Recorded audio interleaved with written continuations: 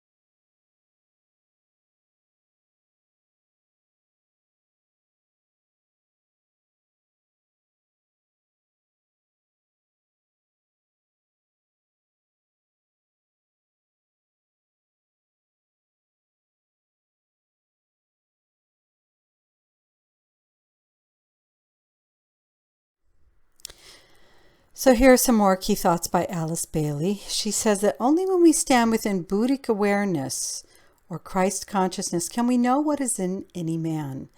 Now, when she was writing in the 1910s, 20s, 30s, 40s, they did not use the female pronouns, so everything said man, but it could be we know what is in any man or woman or actually anything. But what she's essentially saying, and we'll look at our model again that we've used throughout this series, only when you're within the Buddhic plane, Buddha, Buddhic plane, the plane of Christ consciousness, can you truly know. Only then can we rightly perceive how the inner essence is playing out through any form, any outer appearance, and more clearly ascertain through the modifications of the mind what the divine intention is revealing and playing out through any form. So until we're anchored in that Buddhic plane, there is always distortion. We're either in the abstract mind or the concrete mind or our emotions, or we're having physical debilitations that even prevent our brain from being able to be utilized correctly. We have to get to this higher level of Buddhic plane consciousness before we can truly understand what's happening out there, the world out there that we look at through our five senses. Only then does the mind stay open to the light in the realm of ideas instead of becoming closed, fixed, prejudiced, with no room for any other insight. So whenever we have dogmatism or fundamentalism or scientism or any kind of ism, whenever we have a closed mind, whenever we have prejudice, it is because we are not residing within the Buddhic plane. We're not residing within Christ consciousness that helps us see the inner essence, the inner light within. So here is our basic model again, and if you've been following along, you're very familiar with this now. And essentially we have the 3 planes of the ego, also known as the ahamkara, which are the mental, emotional, and physical planes. These are also known as prakriti. And then we have the levels of the self, the peaceful self, the spiritual levels, also known as purusha. And the levels of the ego ahamkara, prakriti, consist of the physical, emotional, and mental levels. And the mental level in the Bailey model is divided into abstract mind and lower concrete mind. Then we have in the spiritual levels the Buddhic and the Atmic planes, and we're only dealing thus far with the Buddhic planes. We're not really going into the Atmic planes. And essentially, these are the planes of inner awareness, and these are the planes of outer appearance. And so when we are trying to get correct knowledge, when we have that, we're aware of who we are as self, the peaceful self. We are residing at least upon the Buddhic plane, and we are looking out into the world of outer appearance through the mind, through the emotions, through the physical body, and they become increasingly clean vessels where they can accurately reflect the higher levels of the spiritual self, the peaceful self, and when they are not clean, the mental, emotional, and physical, we have the problems with the mind modifications, which we're talking about, of which there are 5, if you remember, and we're going into them in detail. Correct knowledge is not problematic, but illusion relates primarily to the mental plane. Fancy relates primarily to the emotional, mental plane combined. It's kama, manasic, emotional mind. And then we also have sleep and memory, which we will continue to be studying. But right now we're focusing primarily on illusion. So now let's look at some types of illusion. And this section does not come from the Yoga Sutras of Pantanjali or the commentary. It comes from another book by Alice Bailey called Glamour, A World Problem, where she's talking about illusion as it relates to the mind, glamour, which the Yoga Sutras call fancy, as it relates to the emotions, and the overall maya of the physical world. So Alice Bailey has listed 7 types of illusion, and I'm going to do my best to try and discern what it is that she means here. Let's start with the first one. One type of illusion is through wrong perception of an idea. Here she means primarily the inability to understand the value of an idea and whether it should be utilized or discarded. You're not perceiving that idea in terms of its fullness or its real value or its application somehow. And so you don't really know what to do with it. So I'm throwing out an example. You could say that I'm involved in marketing and I'm trying to understand if it is better to market online through YouTube videos or in a local newspaper. As I quiet the mind and I access my intuition, I can better discern or perceive accurately which medium works best for my market and my budget. Now that's a fairly simplistic example, but I'm trying to perceive the right use of the idea that I'm having in terms of how to market. Let's look at another one. Through wrong interpretation of ideas. This involves seeing something or grasping a mental concept in a distorted or partial way. So, for example, I think YouTube videos are the way to go because I hear everyone is doing them. And I think I will make money instantly doing this. Maybe I've been sent a number of emails or bought into some free marketing booklets and gotten on a mailing list, and they're all telling me how they made all this money off of YouTube videos. It's true, I may make money. There's a partial truth to this, but it may not be instant, and may in fact require a lot of effort on my part in order for me to succeed financially along these lines. So I am grasping the idea money can be made on YouTube videos, but I'm not interpreting it fully or correctly.